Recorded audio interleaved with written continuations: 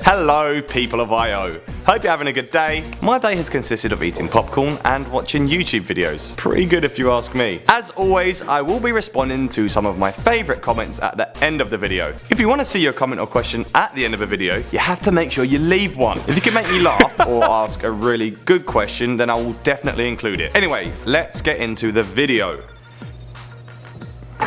A teen in Atlanta last month went into a coma after receiving a kick to the head in a game of football. However, upon waking up, something was very different. Rueben Nsemoh discovered that he was now fluent in Spanish and struggled with speaking the English language. Previous to his injury, Rueben could only speak very basic Spanish, nowhere near the fluent native level that he had acquired upon waking up. So very obviously, something weird is going on here.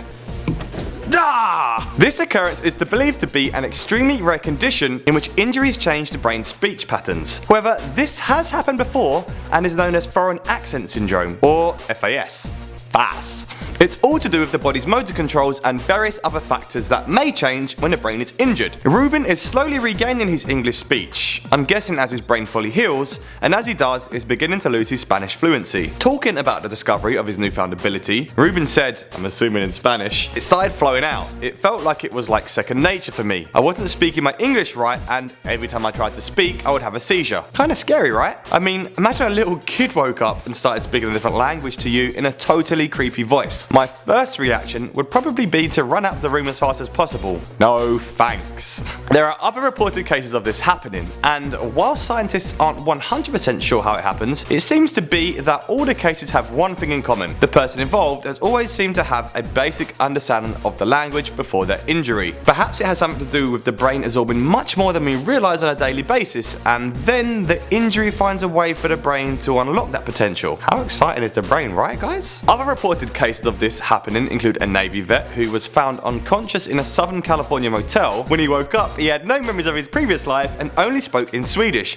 which quite frankly is ridiculous. Swedish is not an easy language to speak nor learn, and it's crazy how much the brain is capable of that we don't fully understand yet. Can you imagine going to bed and waking up suddenly knowing a completely new language? I wouldn't mind going to bed tonight and then waking up with the ability to speak dog. Like, that would be pretty dope, right? I feel like my dogs would have some pretty cool stories to tell. They'd probably like stitch up my little brothers as well. How about you guys? If you could wake up and speak any language, what would it be? Let me know. There's also the case of an Australian man back in 2013 who woke up from a car crash and spoke fluently in Mandarin. Like again, not the easiest of languages to understand, is it? Can you imagine your mum or dad suddenly came home speaking an entirely different language in a different accent? It'd be like having a new set of parents. Back to Rueben. Thankfully he is well on the way to recovery, and the more he recovers his ability to speak in English. Rueben is one of around 200 documented cases of FAS, and whilst research is ongoing, it is suggested that sufferers may not actually be as fluent in a new language as previously believed. It is thought that what is actually happening could be a slight change to the overall operation behind what allows us to speak, which just slightly alters the movements which allow us to form our accents. So this slightly altered accent then pairs with the fact that our native language is being inhibited by a brain injury. This may cause the sufferers to fall back to their secondary language, which suddenly becomes easier to access. There's a lot to it, and I won't bore you guys with the details, but it's definitely something interesting and worth looking into. So thanks for sticking around till the end guys. It's now time to respond to some comments.